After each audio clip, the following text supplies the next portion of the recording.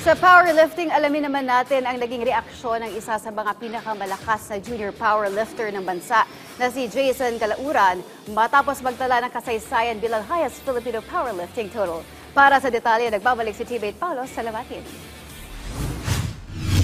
May tuturing na isang malaking achievement para kay Philippine junior powerlifter Mark Jason Calauran ang pag-ukit sa kasaysayan, hawak ang titulo bilang highest Pinoy powerlifting total sa naganap na 2025 World Junior Powerlifting Championship kamakailan sa Costa Rica. Nagawang basagin ni Calauran ang highest powerlifting total na 843 kg lift na naitala pa noong 2008 nang kinikilala noon bilang strongest man in the Philippines na si Eddie Torres. At ngayong taon, bumuhat lang naman si Calauran ng kabuuang 875 kg lift sa pagtatala ng 347.5 kg sa squat, 217.5 kg sa bench press at 310 kg sa deadlift.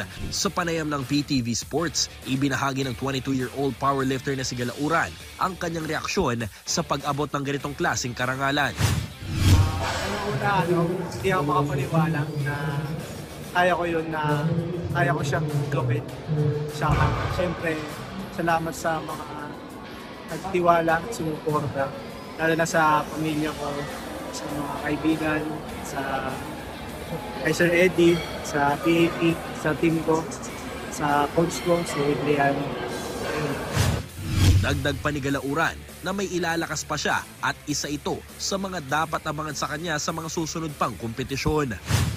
Para sa akin, di ko pa full potential. So, makita kung ano yung full potential ko sa sports. Rin lang. Sa susunod na linggo, nakatakdang magpatuloy ang pag-ensayo ni Calauran upang paghandaan ang magaganap na 2025 Perlas ng Silangan National Powerlifting Championship ngayong Disyembre sa Cebu. Paulo Salamatin para sa Atletang Pilipino, para sa Bagong Pilipinas.